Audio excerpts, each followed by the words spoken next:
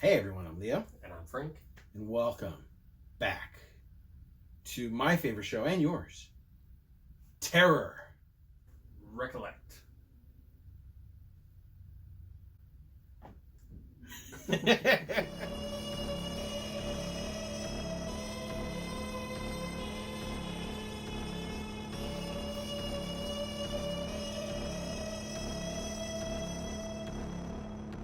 Hey everyone, welcome back to Terror Recollect. This is episode 19.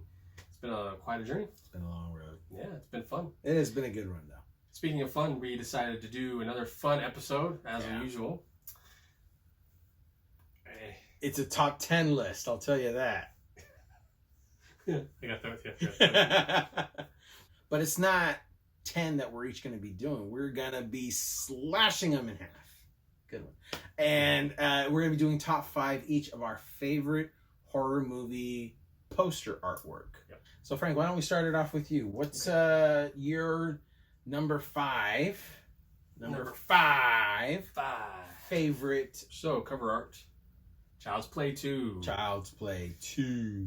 Now, the reason I like this cover art is because it's very Chucky. You know, not only is he a murderous doll, but it's very playful in a way, with the Jack in the Box and this big ass scissors that he's just coming to chop the head off. And even just the face on the Jack in the Box, he's all freaked out. He's got the look of glee in his eyes, and it just lets you know he's back. And he even says on the thing here, "Sorry, Jack, Chucky's back." And it's a Jack in the Box, and that's Chucky. So it's very accurate. Yeah. So this is my number 5. Good choice. Yeah, I like that one. How about you, sir? My number 5, if you'll hand it to me, please. Of all things, it is actually Halloween 5. Basically, this was the very first Halloween movie I ever saw. One of the first horror movies I ever rented. And it was because I saw this box sitting in a video rental shelf at a grocery store of all places. And absolutely fell in love with this artwork. This knife that comes down the middle. Half the knife is part of Jamie Lloyd's costume. You get this iconic imagery of Michael Myers' mask, which mask does not look like that in the film. And the title is The Revenge of Michael Myers. So it's already setting itself up as a tale of intensity, which unfortunately it didn't maybe fully deliver, right, but it sold itself really well. So that's why I chose Halloween 5 as my number 5 pick. So Franklin, what is your number 4 pick? Well, since Master of Physical Copies doesn't have my number 4 pick. In my defense, not a huge fan of his number 4 pick. But... So I had to bring it up on my phone, which is House. Now do you see why I don't have it? I give him credit because I'm not a fan of the first one, which is what I got. But the thing is about this franchise is that all the posters look the same. It's basically like a zombified corpse hand. Oh, what am I doing? My bad. Phone went to sleep. Sorry. See, that's the problem with digital technology. This won't go to sleep. Will it? Nope. I'll give you that one. Frank's a streamer, by the way. Oh. Deep dark secret. I will say, though, I like the artwork. Yeah. It's very cool. But as of now, I don't have House. Do have all the other ones we're going to show today, though. There you go. There we go. That's my number 4. So number 4 pick. What is your number 4? My number 4 is this very beautiful, what they call big box. Some of you VHS guys are like, I know it's a big box. Okay, I have more than you. All right, whatever. But either way, this is a big box. Not just because the box is big, but that's what they refer to. For Silent Night, Deadly Night. That's a good one. This is amazing. I love the movie. It's very, very retro. I mean, I think this was, I want to say early 80s, 1981. And it has that late 70s, almost like a late 70s feel to the scenes, but it's actually very well shot. It's a great movie, but what we're talking about is artwork. But this artwork says so much. It's kind of simple in itself. And I think when you see something like this something like this in the video store, it's just like, oh my God, I should not rent this at all. This is not something I should watch, which is exactly the first thing that you want to rent and you want to watch. As a kid, yeah. Absolutely. So it's like Santa Claus, he's supposed to be a good guy. Wait a yeah. minute. And there was a lot of protests from what I was told. I mean, I was around in 81, but I don't remember any heard something about that. Yeah. There was protests from parents because they're like, how can you make Santa Claus a killer and call it Silent Night, Deadly Night? I mean, it's just, it outraged people, but I absolutely love this artwork. And there's not much more to be said. I mean, it's fantastic. And when you see it in this kind of setting, you just go like, I have to watch this. And you won't be disappointed. Honestly, I recommend this movie. So, number 4 pick right here, Silent Night, Deadly Night. Thank you very much. So now we're moving on to our number 3 pick. Franklin, what is your number 3 pick? My number 3 pick is another number 2. Ooh. This one was hard to choose between my top 3, but I had to go with Halloween 2. I don't blame him. It's a great cover. It is a great one. It is great. And the skull, the death, imagery with the skull on the pumpkin, and it blends so perfectly. It just looks so cool. There's really not much else I can say. The nightmare isn't over. I mean, it's very like, if you love the first Halloween, you're in for a treat. No pun intended. Ooh. That should have been the tagline. That should have been the tagline. It's beautifully simple because it tells you so much with one image. Because this isn't a carving in the jack-o'-lantern. Mm-hmm. This is a superimposition of a skull into the pumpkin. And you have Halloween 2. The nightmare isn't over. So as scary as the original Halloween was, it's like the night continues. It's a very clever follow-up piece of art. Absolutely. Absolutely. And it says a lot all on its own. So that's my number 3. Your number 3. And what is your number 3? My number 3, Franklin, if you would be so kind, is... Another number 3. Nightmare on Elm Street 3. And if you can tell to my left, your right, I have the poster as well because I love this so much. And I've got it signed by actually a whole lot of people. Robert, I have mentioned this before. But I love the artwork. It's so evocative of like a dream state. And you have this very seductive, and as a young person, like, 12, 13, going to a horror convention, going like, man, they drew her hot. I can see her panties right through that. And still to this day, I'm like, man, they drew her hot. I can see her panties right through that, And it's like, there's just something beautiful about this whole image. It just works together so, so well. And that's why it's my number 3 pick. I absolutely love it. There's great artworks for other Nightmare on Elm Street movies. Sorry, Friday the 13th is always on top of my head. Yeah, that one's going to be like, that was a hard choice. I mean, for me, because I was going to pick some of the Nightmare, but again, I didn't want to be too obvious or pick something. So basically what he's saying is I was obvious. I'm kidding. I didn't want to go too mainstream with mine, even though I ended up doing that anyway. But each Nightmare on Elm Street, original theatrical is actually really cool. It's absolutely phenomenal. I love this artwork. It's one of the best, or if not the best, Nightmare on Elm Street artwork. Fully agree. So that's a good choice. Excellent. Thank you. Frank, what is your number 2 pick? My number 2 pick, I'm actually wearing the shirt in honor of it. Fright Night. Fright Night. Fright Night, my favorite vampire film of all time. Nice. It tells you exactly, kind of gives you a hint of what it's about.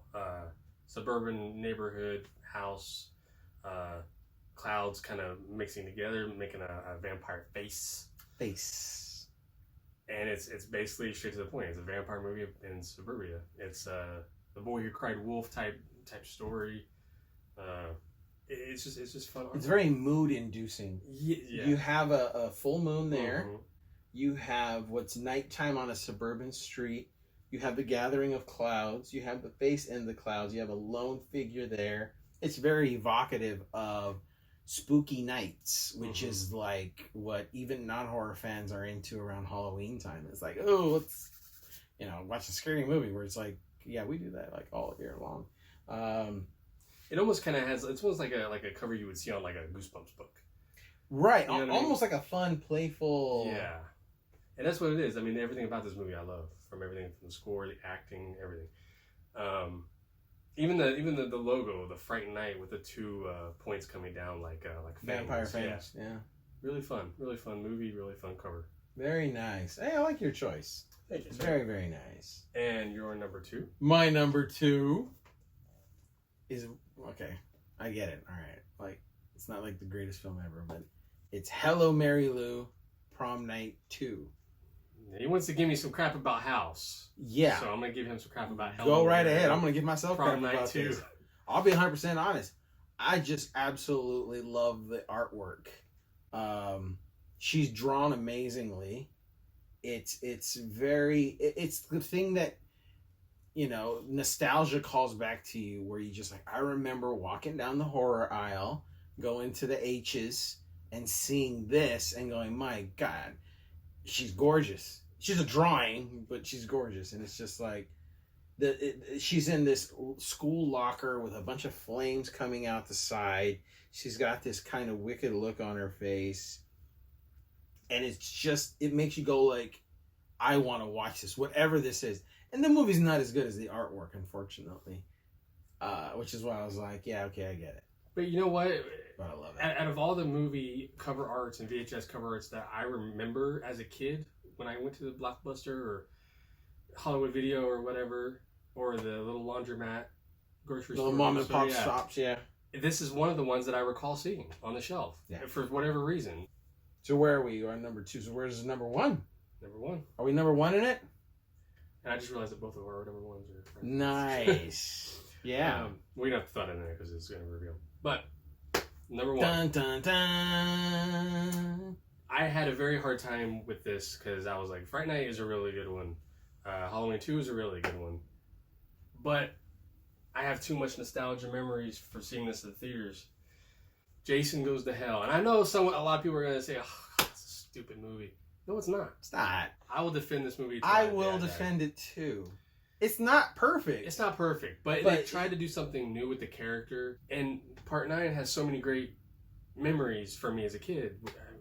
I'm not going to talk about them all, but the best look for Jason, the best ending, any freaking horror movie. And you like this mask too, right? I actually do. Yeah. And I kind of dabbled in some like graphic design, and typography. What? So I know this is very simple, but even the Fright Night that I mentioned, the logo, I dabbled in like logos and stuff.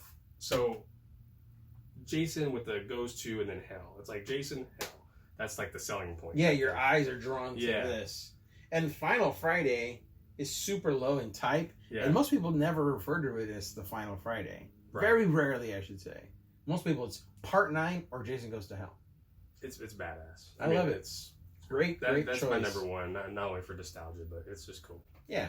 Again, it's great marketing, great selling, and that's what's hugely important in those types of artworks, because now it makes me want to pop in the movie. And even Final Friday, I mean, that sells it too, because just like Freddy's Dead sold you on the ending of Freddy. Mm-hmm. Just really, this is the ending of Jason. You have to go see it. Mm-hmm. So, great marketing. So, without further ado, my number 1 is also in the Friday the 13th lineage. And it is actually the very, very first Friday the 13th film. Where mine is the Final Friday, this is the first Friday. Oh! Technically not the final one. Well, anytime they say final chapter, Final Friday, it's never the end. Right. But this is the original. Yep. This is part 1. So what I like about this, I mean, I also have nostalgia memories of getting a replica poster at an early convention in the very late 80s. And I got Kane Hodder, Tom Savini to sign this. And, well, not this, a movie poster. And don't have it anymore. But I remember hanging that poster up on my wall and going like, oh, wow. Like, you just kind of stare off into it. It's kind of like what Fright Night does. You have the full moon. You have this forest here. You have these very concerned young people here. You even have this guy over looking to his right with his hands in his pockets like, you're screwed. And they're huddled together, like, in a sense where it's like they're staying in numbers because it's not safe. I was gonna say, it's as accurate as it can get to where you're trying to describe kind of like what the movie's about. Absolutely. It's not misleading in any way. At all. It's very dead on accurate. And then you get all this happening within the silhouette of what turns out to be Mrs. Voorhees. But in the silhouette, you have that's the thing, you don't know who's doing it. Yeah. So it's you don't know exactly. This could be male, this could be female. And you do have a knife that she does kill with. Mm-hmm. Here with blood on it, and it's just, I mean, it's called Friday the 13th with blood on the 13, and it stands out. I don't think there'll ever be another artwork like this. Part 2, you can grab part 2. Part 2 kind of did a homage or ripoff. I kind of like it, but nowhere near as much as this, where it's just basically the same thing, except It's the same body silhouette. They just swapped out the knife for a very small axe, but the content of what's inside. I mean, it just says Friday the 13th Part 2. Yeah, to me it was like a very lazy rendition of it. Yeah, but it's like I said, it's very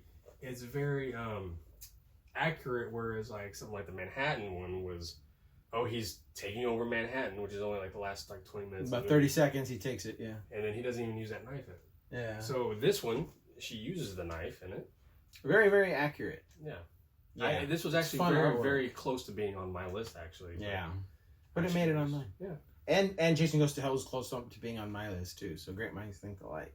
And our number ones were both Friday the 13th, like you said. Yeah. So great minds do think alike. Absolutely.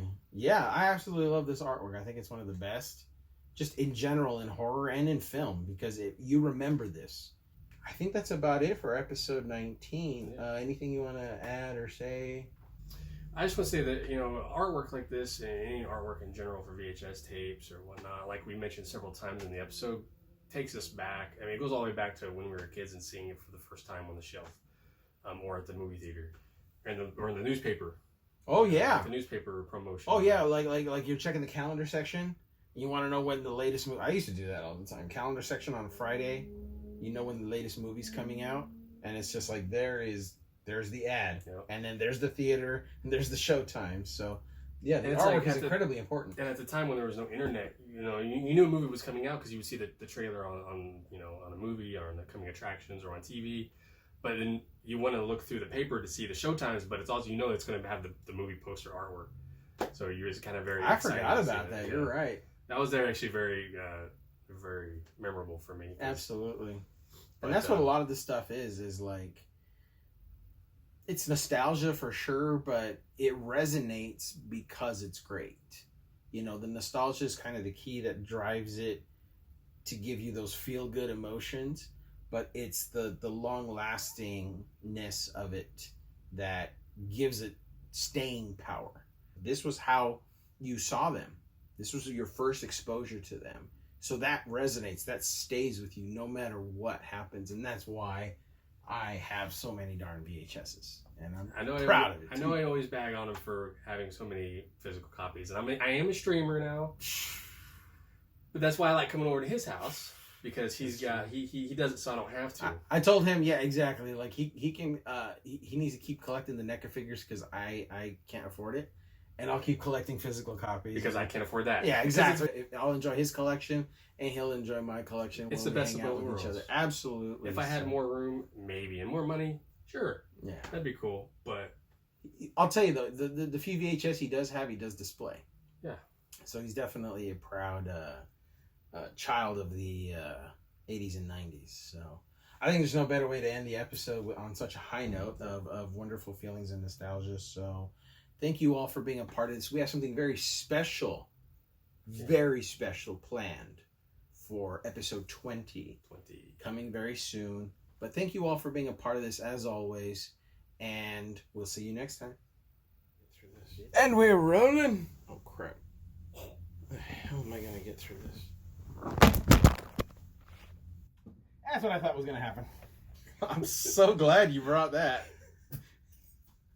The last thing you need is not have a place to do that. Oh, laugh when we have to get my inhaler. We have a tangle of wires here. I don't know if you can make it. I just knocked the camera down. So, long, great road. Long road. I'm hot now. It did get hot in here, like, fast. You don't want to trust me.